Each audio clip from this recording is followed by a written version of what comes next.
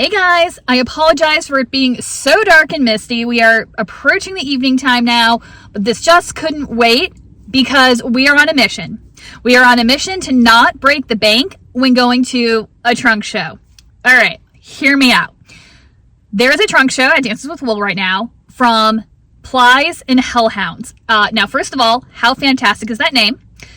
I also feel like I didn't get a chance to go back and look, but if you saw my Vlogmas 2 years ago, I was opening the Indie Untangle Heritage Wool, I think it was called, box. I'm pretty sure Plies and Hellhounds was one of the dyers. The name is just stuck in my head, so I feel like it was, and I loved all those colors, and so I want to go check it out. So, how do we go look at a trunk show when we know we have a ton of yarn already in our stash and we cannot break the budget, okay?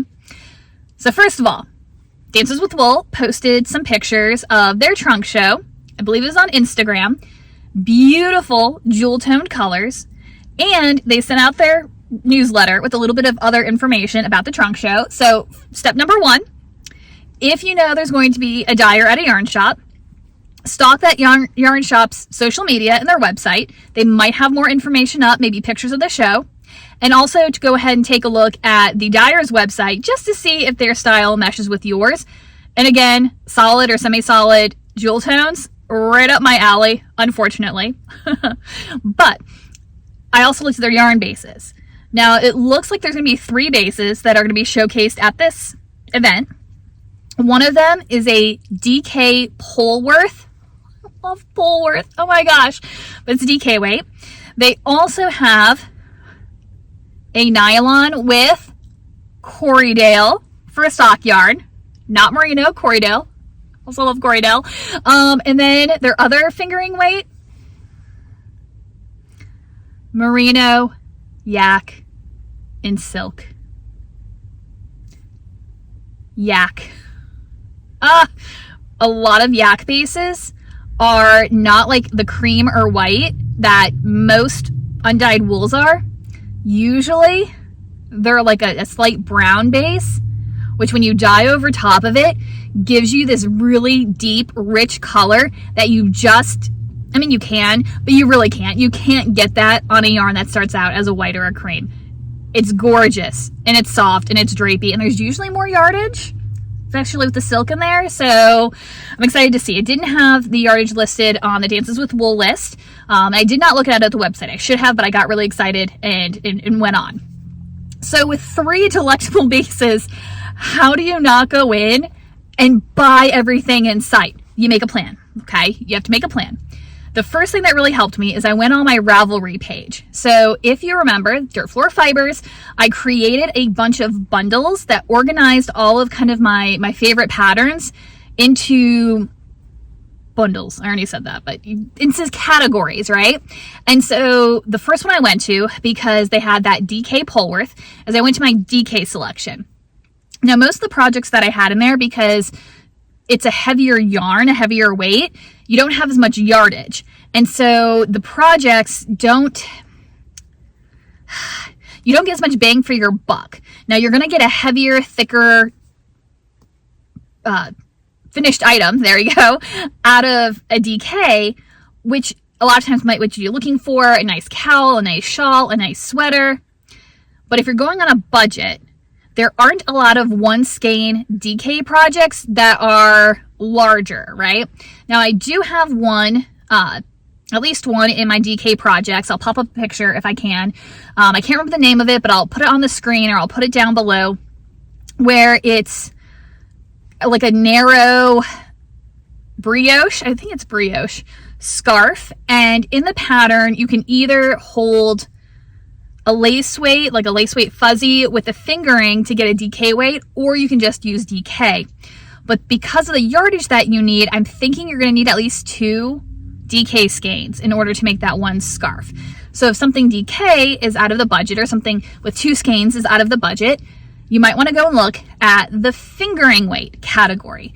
Now there are 2 options, like I said. One would be a really great sock yarn with the Corriedale and the nylon, even though, again, I'm not a huge nylon fan. but the Corriedale has such a nice texture to it that I'm sure it balances out. We're going to go find out. And then, of course, the yak base, which is absolutely divine for anything you want to wear next to skin. And it's also going to be really warm, really drapey, really gorgeous.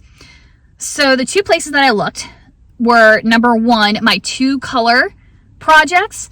Not every project listed in that category is just 2 skeins of yarn.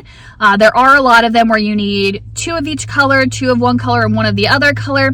But I purposely looked through the list to make sure there were a few that I was really, really excited about that only used 1 skein of each color. And again, I'll pop up a few examples, pop up their names on the screen, and I'll see if I can link them down below as well.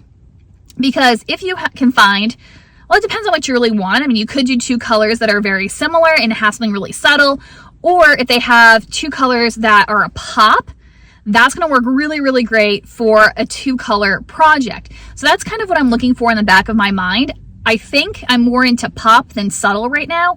And so in order to tempt me to buy 2 skeins to make one of these larger fingering weight patterns, I would have to have something that I liked that was in a light color and a dark color, or a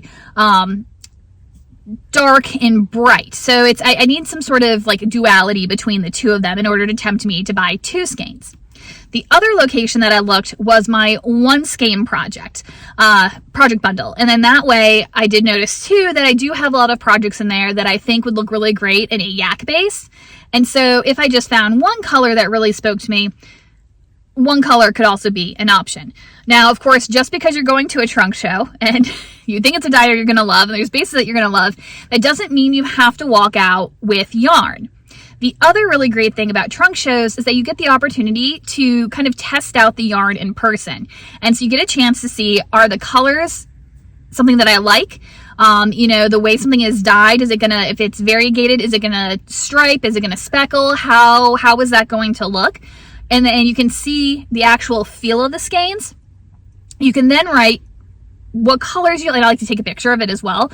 Usually I can find that again on my phone. If you make like a little, like a favorites category, and you put all of your saved yarn and pattern pictures in it, it makes it really, really easy to go back and look at it later.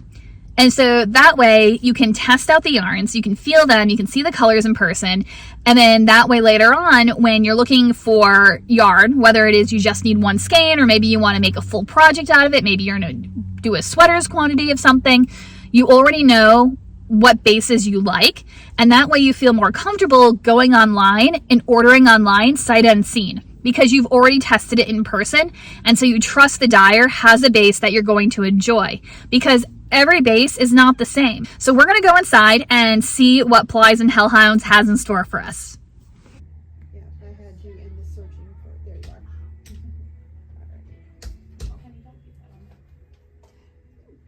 Did I have a turtle? So sorry guys, it is truly dark now. I had to turn on the dome light, as you can see. I spent way too much time inside. I got distracted, got chatting with the owner of the shop, who by the way is absolutely fantastic. So if you're ever in the Midlothian area, Dances with Wool, highly recommend, check it out. Tonight was actually their knitting night. I was tempted to sit down and work on my crochet project, but I did not, because we have things to do, people, things to do. All right, so Plies and Hellhounds, gorgeous yarn. Gorgeous yarn. Lots of like semi-solids with a few that were a little bit more variegated, but they didn't look like they would come out stripy.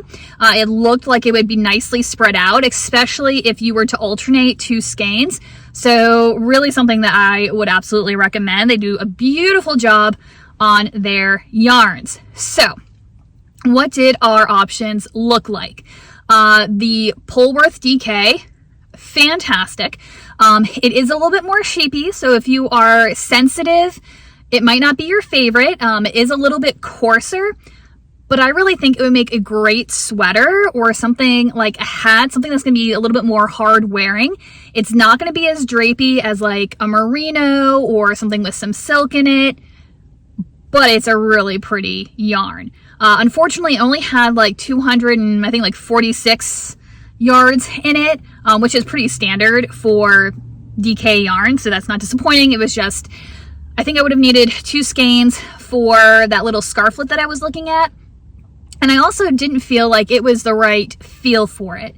So especially because the original pattern called for like a fluffy lace weight held with a fingering, I felt like that was going more for like a drapey cloud-like texture. And I just felt like using just a Polworth DK, well, just a DK period, but especially something like a Polworth that is a little bit more coarse, it would just be too stiff and it wouldn't sit nicely around the neck. So I had to kind of set that one to the side. But in the video that I think I put up a second ago, or I'll put up in a second, we'll see where it goes in. They did a really cute little black sweater that's in the Polworth. Absolutely divine. So nice. Then, of course, you had the Corriedale nylon. Also fantastic. Again, a little bit, if you're used to having like a merino or a nylon merino, it is more coarse. But I feel like it'd be really great for socks. Or if you, again, wanted a hat or mittens or something that's really hard wearing. Again, it's not going to be quite as drapey as the merino, not quite as soft as the merino, but it really had a nice feel to it, even with the nylon in it. I feel like I could feel it a little bit, but it really might have been more the Corriedale. Fantastic. It's really all about their yak silk base. Oh my gosh. So merino yak silk. Super pretty, but that one was a little surprised. Oh, the Corriedale with the nylon had like 440 something yards in it. This silk and yak, I was expecting it to actually have more yardage. It had less. I think I was basing that off of my silk and merino base, which has a ton of yardage. So yeah, I think I just thought about it opposite. So there's only 400 yards. So I was a little bit more limited in what I could make out of one skein. 400 is very standard, not disappointed by that. And like I said, the yarn is gorgeous. So the two colors I picked out, how pretty. It's not doing it justice right now. Oh, that's not too bad. But this is really pretty, like weedy brown, goldy brown. And then this gorgeous spring green color. It's not really spring green color, but it's like, oh, I can't describe it. It's like a leafy green, but without having that teal in it. They did have a really pretty, they had so many different colors of like teals and greens. Really, really pretty. But like everything I have is like a teal base or a burgundy or a purple. I wanted something different. And so having this green with a brown, I felt like that would both have enough contrast, but also not be too much, that it would be really pretty. So I really want to make either the Clockwork shawl from Stephen West, or perhaps the Jotter shawl. I'm really curious about the Jotter just because, like, how do you make those contrasting patterns? Really curious about that. But I also think it would look really good in the Clockwork too. And there's plenty of yarn here for each of those. I don't know which one to do now. So we are definitely going to have to add this to our stash notebook. And then we will hopefully be able to start on a project as soon as we finish up some of our other ones. So how do you think I did? Tell me in the comments, are you proud of me for only getting 2 skeins of yarn? Or are you disappointed that I succumbed and got any more yarn after we did our inventory the other day? And then if you have any advice for anyone for surviving a trunk show on a budget, drop that in the comments as well. All right, guys, I will see you later.